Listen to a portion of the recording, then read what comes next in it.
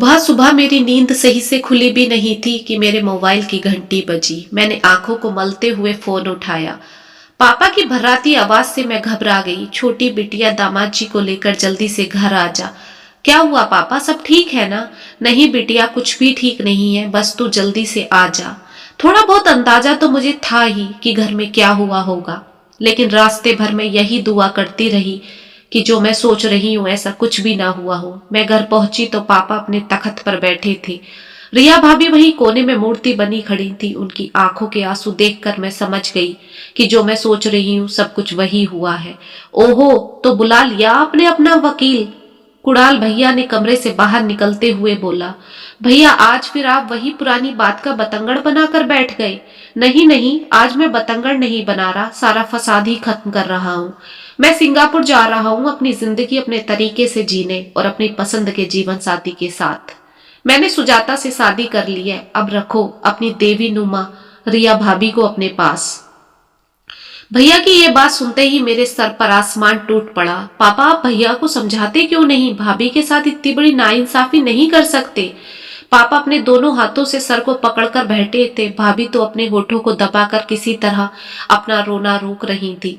भैया ने अपना सूटकेस लाकर बाहर रख दिया और उनकी गाड़ी दरवाजे पर आकर रुक गई।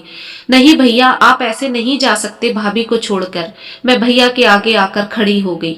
हट जा छोटी, मेरी बर्बादी में तेरा बराबर का हाथ है।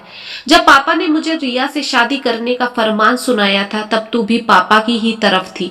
तुझे पता था कि मुझे रिया जरा भी पसंद नहीं, लेकिन तुम सबने एक बार मेरे बारे में नहीं सोचा।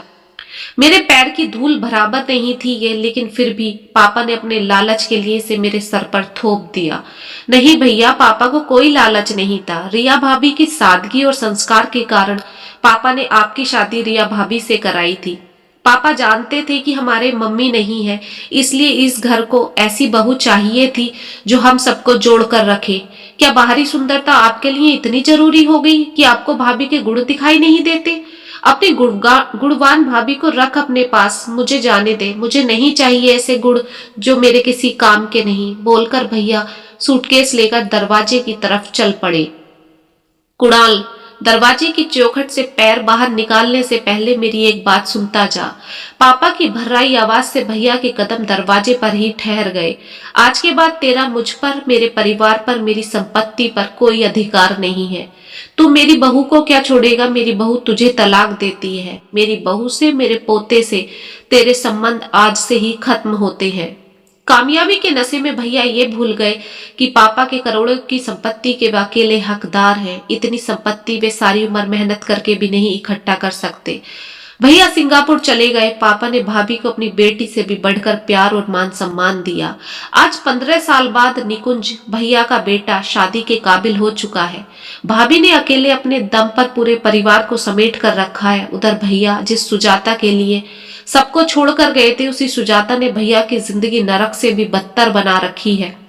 भैया अपनी मर्जी से एक गिलास पानी भी नहीं पी सकते। एक दो बार भैया से बात हुई।